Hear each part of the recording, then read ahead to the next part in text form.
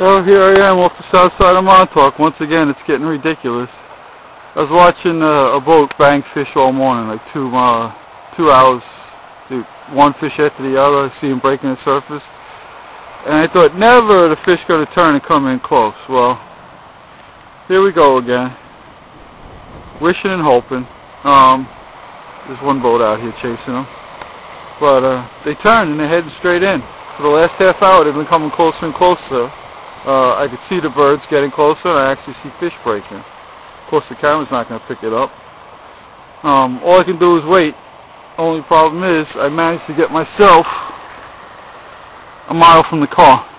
So, I'm at Coswell's, and fish are still heading west. It's a risky little shot here that I might get a little bit of action, but it's a beautiful day, and I'm going to wait and see. And like I said, I don't know if it doesn't have much of a zoom on it, but they're about 10 casts out and the water is frothy, so without that many boats working that school of fish, I have a funny feeling it's all bluefish, because if it was bass, I think the boats would stay with it. And got my secret weapon ready right here, Mr. Super Strike, with a nice sidewash hook, VMC of course. I just sharpened that baby up and said hello to my little friend. Got my little green and white teaser on there that I'm sure is going to disappear if they all blues. Alright, I'm not willing to walk any further west, so this might be it for a little while. Wait and see. Looks like about 150 birds. Alright. Maybe and you want to know the best part is, if and when these fish do come in, I'm the only one here.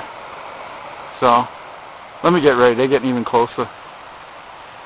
Cross my fingers. Just give me a shot at them. That's all I want. This is such a tease. It's kind of funny. The birds were like sitting. They were like hanging out. They must have been flying after the school all morning, so they're tired. So what they're doing is the fish go down, so the birds sit on top of the water for a little while. But what happened a few minutes ago was amazing. I was watching them.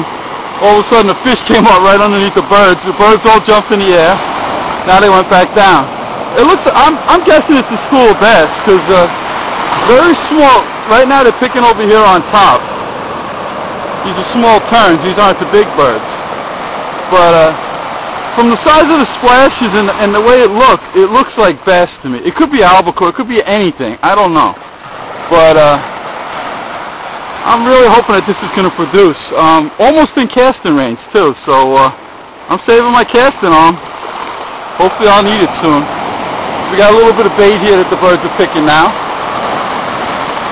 These fish might come up right in my lap here. Or I might go home empty-handed, we'll see. I'm saving the casting arm.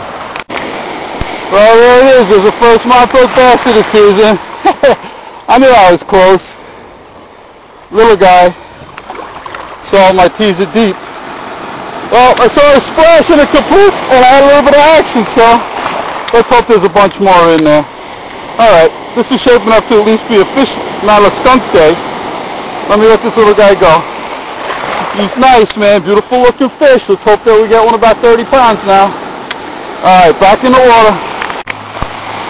Yeah. Schoolyard teasers. This is great. I have 4 fish with the teaser. Teaser's working real good, but my plug is getting hung up in all the kelp and grass in here. I don't want to lose any good lures, so I'm going to switch to a small rubber shad. Looks like there's a bunch of fish here in the wash. Not going to be a 100 fish day, but I guarantee I'm going to pull a dozen out of here. Alright, let me get back to work. I got the dozen fish that I want. That's number 12 right there. I settled on a green bucktail because it looks like there was sand deals they were spitting up when I got a couple of them up. Look at the water. See all the sand deals? The water's covered with sand deals, and that's what the birds were picking too. So I got a green and white bucktail and a green and white teaser, and I had a double header on, but I lost them. So I don't know. Maybe it's spearing. I got to take another look, but bucktail's the way to go. All right, let me let this little guy go. I think he's like 24 maybe. All right, we got to do better. Well, it's been a fun morning. This is number 15. Really nice fishing here. I just like the idea that I've been banging fish all morning. Nobody's here to see it. Only me and the stripers. Not one bluefish. Alright. These by no means are monster bass, but I tell you what, it's nice to bend around once in a while. I switched to a 10 so I could reach a little further, and still working pretty good. They like it with the white tail. Alright, I'm going to get one or two more, I'm going to get out of here. Oh, and it's only 8 o'clock. I've been fished since about 6:30. Alright, let me let this little guy go. See ya! Hate to be ya. Don't tell anybody. Montauk Southside. Southside of Montauk. Don't tell anybody. Parking Camp Hero. Put the waders and the corkers on. Alright, see ya. Okay, it's official. I got a double. One on the teaser, one on the bucktail.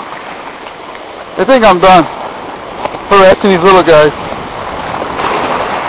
Get ready to think, boys! Come get them! As many as you want! What I really recommend is bring a fly rod with little green and white teasers, little flies. You do real well. Hey, guess where I'm going to be tomorrow? Camp Hero. Don't tell anybody. Hey, Pablo! Third double of the day. Look at that. These are all our future bass. I hope these babies grow up soon. That's the third double. Man, those things are aggressive. I'm going to have to take the teaser off and just use the bucktail. Alright. Let me take my teaser off because it's too much already with 2 fish on. Pretty cool though. Check it out. These teasers work so good today, they're even catching crabs. Look, even the crabs are attacking the teaser. Man, I'm impressed. Like I said, fly rod, best way to go over here. You'll have a ball, I guarantee.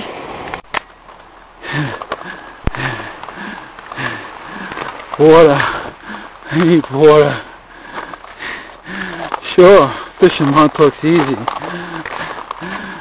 Sure, no food, no water. I'm at least a half a mile from the car. Go ahead. Come down here and see how the rocks are, how it is walking on these rocks. Go ahead. Every one of them's an ankle breaker.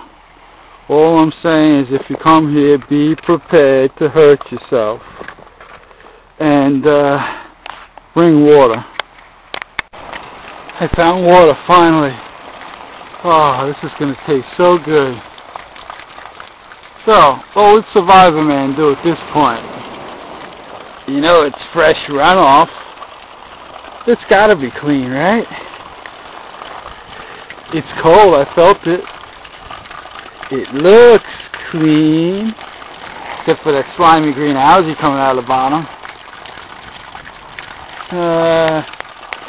I think I'll go into town at the deli. I ain't that desperate yet. Okay, I survived. Well, I made it back. I'm almost at the car. I was past that far point this morning is where I was. And everybody asks, how can we go to Montauk? What's the big deal?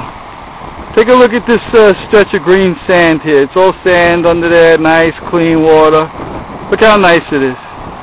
That's the reason I come to Montauk. It's not because of the schoolies. It's not because of the bass. It's beautiful here. I wish I had a spear gun and a snorkel mask. I'd be right there in that sand taking a look around for some fluke. Okay. Till next time. Maybe tomorrow.